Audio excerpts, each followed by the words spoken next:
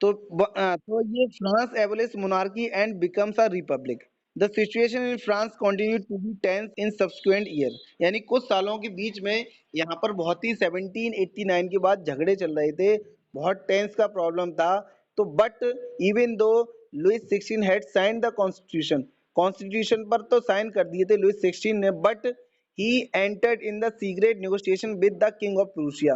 जो फ्रांस के पास जो कंट्री था प्रूशिया, उसके साथ नेगोशिएशन कर लिया था खामोशी से, एक तरीके से साठगांठ कर ली थी कि प्रूशिया का किंग था कि हम तुम अटैक कर देना फ्रांस पर तो वहां की नेशनल असेंबली खत्म हो जाएगी। Rulers of France neighbouring countries were worried by the development in France. जो फ्रांस में डेवलपमेंट हो रहे थे, फ्रांस जो था वो he is becoming the democratic country, तो फ्रांस के आसपास के जो भी नेबरिंग कंट्रीज थे तो वो वरीड थे, चिंतित थे कि देखो यहाँ पर एक नया रूल आ जाएगा, किंग, हम जो किंग है वो खत्म हो जाएगा, डेमोक्रेटिक कंट्री बन जाएगा, रिपब्लिक कंट्री बन जाएगा। और डेमोक्रेटिक एंड रिपब्लिक कंट्री में बेटा क्या होता है कि वहां पर किंग फिर नहीं रहता है, फिर तो वहां पर क्या होता है, इलेक्शन अगर आपको जनता पसंद करेगी तभी आप वहां के रूलर बन पाओगे, वहां के आप प्राइम मिनिस्टर बन पाओगे, प्रेसिडेंट बन पाओगे, विदाउट आप इलेक्शन जीत कर नहीं बन सकते हो। They made plans to send troops to put down the events taking place since 1789। इस तरीके से प्रूशिया ने वहां पर अटैक कर दिया फ्रांस में, और नेशनल असेंबली फ्रांस में 1789 में अटैक कर दिया। ठीक है, तो वहां पर ये 1789 से लड़ाई चलती रही धीरे धीरे, और the national assembly declared war. जो वहां की फ्रांस की नेशनल असेंबली थी, पार्लियामेंट था, संसद था, उसने डिक्लेयर कर दिया war against Prussia and Austria. किसके अगेंस्ट में बेटा? प्रूशिया एंड ऑस्ट्रिया, इन अप्रैल 1792 में। ठीक है, नेक्स्ट पॉइंट क्या है? Thousands of volunteers joint army. जो बहुत सारे वहाँ के लोग थे, वॉलेंटियर का मतलब होता है खुद से, जबरदस्ती नहीं, खुद से। जैसे हमारे देश में कोई प्रॉब्लम्स हो जाए, पाकिस्तान से लड़ाई हो जाए, तो हम लोग क्या करेंगे? वॉलेंटियर्स हो जाएंगे। Thousand of volunteers joined army who saw war as a protest of the people against kings and aristocracy all over the Europe। अब क्या होता है, ये पूरा वॉर छिड़ जाता है, फ्रांस में छिड़ जाता है, और ये पूरे यूरोप के अंदर, France is a country of the Europe continent. Aristocracy का मतलब होता है रिच लोग, जो रिच लोग होते हैं उनके अगेंस्ट पूरे यूरोप में वॉर छिड़ जाता है। Among the patriotic songs sung by them was the Marseillaise, is composed by the poet Roger Leslie। यहाँ पर जो मार्सलीज है, मार्सलीज का मतलब यहाँ पर जो नेशनल एंथम है, सॉन्ग है जी, फ्रांस का जो सॉन्ग है वो कौन सा है? मार्सलीज। इसको किसने कंपोज किया था? पोएट रॉजर लीजली ने इसको कंपोज किया था, इसको लिखा था। ये बाद में जो मार्शलिस था, it later became the national anthem of France. ये बाद में फ्रांस का एक नेशनल एंथम बन गया था।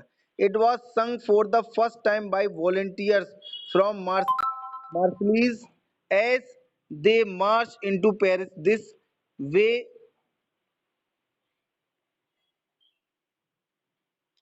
यानी कि इसमें सिंपल समझिए, मार्शलिस जो है, ये वाला मार्शलिस, ये वाला जो मार्शलिस दिख रहा है बेटा आपको, सॉरी, ये वाला, ये मार्शलीज जो दिख रहा है, ये मार्शलीज का मतलब है नेशनल एंथम सॉन्ग। और ये मार्शलीज जो है, स्पेलिंग में थोड़ा बहुत डिफरेंट है, मार्शलीज ये एक जगह का नाम है। तो ये एक मार्च होता है, एक मार्शलीज जो है जगह है फ्रांस के अंदर, मार्च होता है मार्शलीज से लेकर पेरिस के बीच तक। ठीक है, this way it got its name, इसलिए इसका नाम मार्शलीज पड़ जाता है। फिर देखिएगा the result of revolution Wars. Revolution war के रिजल्ट क्या हुए? Economic difficulties and losses of were the result of the revolutionary war.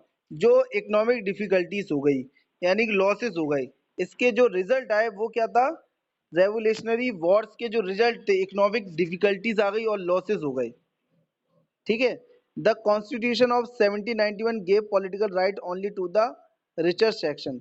जो अमीर लोग थे, जो 1791 में जो कॉन्स्टिट्यूशन बना था वो केवल अमीर लोग थे फ्रांस के, उनको केवल पॉलिटिकल राइट्स मिल गया था। बट क्या होता है, पॉलिटिकल क्लब्स, उस समय पॉलिटिकल क्लब्स बन गए थे। Political clubs became popular. पूरे फ्रांस के अंदर एक ग्रुप उठा जिसका नाम था पॉलिटिकल क्लब के नाम से। पॉलिटिकल क्लब जो था बहुत ही पॉपुलर हो गया, where people could discuss government policy and their own plans of action. जो पॉलिटिकल क्लब्स के लोग थे वो गवर्नमेंट की पॉलिसीज को डिस्कस करते थे और वो खुद के एक्शंस, अपनी प्लानिंग का भी एक्शन करते थे। मतलब अपने बारे में भी हम लोग को क्या करना चाहिए देश के लिए, फ्रांस के लिए, ये सोचते थे। The most successful these clubs was that of the Jacobins. इस क्लब के नाम को कहा गया हम लोग ने जैकोबिन क्लब्स। जैकोबिन क्लब्स क्यों कहा गया? Which got its name from the former convent of Saint Jacob in Paris. एक जैकोबन जो जो वहाँ का पॉलिटिकल क्लब्स थे उसको जैकोबन क्लब्स दिया गया। क्यों दिया गया? वहाँ पर जो सेंट जैकब थे उनका एक कॉन्वेंट था। कॉन्वेंट का मतलब हो गया एक तरीके की जगह, वहाँ पर डिस्कस होता था पॉलिटिकल। अब देखिए आगे, द जैकोबिन क्लब, इन लोगों ने कैसे क्या किया? इन लोगों ने और ज्यादा रेवोल्यूशन की थी फ्रांस के अंदर। Members of Jacobin clubs included, इसके अंदर जो लोग आते थे जैकोबिन क्लब्स के अंदर, वो आते थे शॉप्सकीपर्स, आर्टिसंस, कुक्स, शू मेकर्स, वॉच मेकर्स, प्रिंटर्स, ठीक है, servants and daily veg workers. ये सारे लोग किसके अंदर आते थे? जैकोबिन क्लब के अंदर। Their leaders was Maximilian. जो जैकोबिन क्लब का लीडर था उसका नाम था मैक्सिमिलियन रॉबिस पेरी। मैक्सिमिलियन आप लर्न कर लीजिएगा, मैक्सिमिलियन, जो he was the leader of Jacobin club. They dress differently by wearing long strip trouser. ये जो जैकोबिन क्लब के लोग थे, जो ये लोग होते थे, ये डिफरेंट टाइप की ड्रेस पहनते थे। एक लंबी सी ये ट्राउजर पहनते थे। They wanted to show themselves apart from the fashionable section of society, especially the nobles. जो आपके सेकंड स्टेज के लोग थे, नोबल्स, उनसे इनका कंपटीशन होता था। वो उनसे अलग दिखाना चाहते थे अपने आप को, ऐसे कपड़े पहनते थे। और जैकोबिन्स के लोग थे वो रेड कलर के कपड़े पहनते थे, रेड कलर की टोपी पहनते थे, कैप। ठीक है, अब लास्ट में टॉपिक पढ़ेंगे the convention. On 10th August 1792 the Jacobin attack the palace of Tuileries with large numbers of Parisians. यानी कि बहुत सारे लोगों ने, जैकोबिन क्लब्स के लोगों ने अटैक कर दिया, ट्यूलरीज पर अटैक कर दिया जहां पर मुनार्क किंग वगैरह रहता था। ठीक है, they kill the kings. Members of Jacobin clubs included, इसके अंदर शॉप्सकीपर बहुत सारे लोग आते थे। I earlier I told you that. तो ये जो लोग थे जैकोबिन क्लब्स के लोग, ये अपने आप को फैशनेबल सेक्शन ऑफ सोसाइटी, यानी कि वहाँ का जो फ्रांस का फैशनेबल सेक्शन था, यानी थोड़ा अमीर था, रिच था। और स्पेशली जो नॉवेल्स थे वहाँ के सेकंड नंबर के जो लोग थे वो बड़े अमीर थे, इसलिए हमने बताया था एरिस्टोक्रेसी थे, वही लोग अमीर होते थे, नॉवेल्स वाले लोग। हुवर, जो नी लेंथ ब्रीचेस, एक मतलब काफ़ी लंबा सा वो पहनते थे, ब्रीचेस मतलब एक कोट टाइप का मान लीजिएगा। They came to known as sans culottes. But जो जैकोबिन क्लब्स के लोग थे, सेंट क्लूट्स बोला गया इन्हें, sense culotte men, wore a red cap that symbolize liberty. ये लोग रेड कलर की कैप पहनते थे, ठीक है, और जिसका मतलब होता था liberty. The convention, last topic पढ़ाएंगे। ऑन 10th अगस्त 1792 को क्या होता था? Jacobins attack the palace of Tuileries.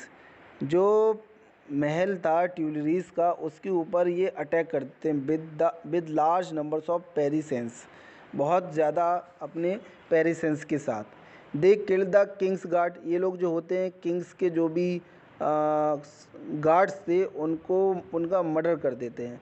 And held the king himself as hostage for several hours. और कई घंटों के लिए वहाँ पर ये उसकी गद्दी पर बैठ जाते हैं और कहते हैं, बन जाते, एक तरीके किंग बन जाते हैं। लेटर बाद में the assembly voted to imprison the royal family.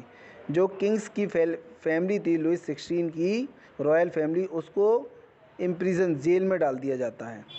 Election were held and now all men above 21 years of age were allowed to vote. अब क्या होता है, अब वहाँ पर जो है इलेक्शन होते हैं कंटिन्यूसली, और 21 ईयर्स के एज के बाद के लोगों को सभी को वोट डालने की परमिशन मिल जाती है।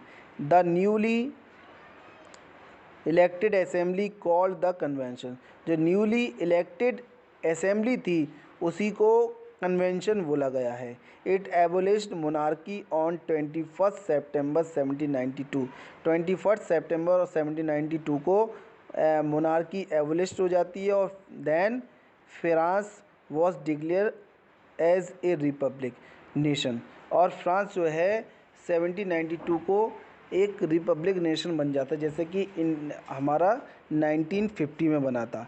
ए republic was a form of government where the people elected the government. जो रिपब्लिक सिस्टम होता है वहाँ पर जो पीपल होते हैं वो गवर्नमेंट, वो सरकार बनाते हैं। There is no hereditary, hereditary का मतलब ये होता है किसी को, मतलब ख़ानदानी या नेपोटिज्म जो होता है, मतलब जिस तरीके से मोनार्क सिस्टम होता है, किसी को कोई मतलब प्रिविलेज नहीं था, कोई किसी को ख़ानदान को, बस यहाँ पर लोग जिसे चाहेंगे उसको मेंबर्स बनाते थे। Louis 16 was sentence to death by a court on the charge of treason. उसने देश के साथ गद्दारी करी थी लुई 16 ने, इसलिए उसको वहाँ पर फांसी की सज़ा दे दी जाती है। On 21 January 1793 he was executed publicly at the place de la Concorde. तो दी ला कॉनकॉर्डी प्लेस पर उसको एग्जीक्यूटेड किया जाता है, फांसी दी जाती है। After some the queen Marie Antoinette made with the same fate, और बाद में क्वीन मैरी एनित्य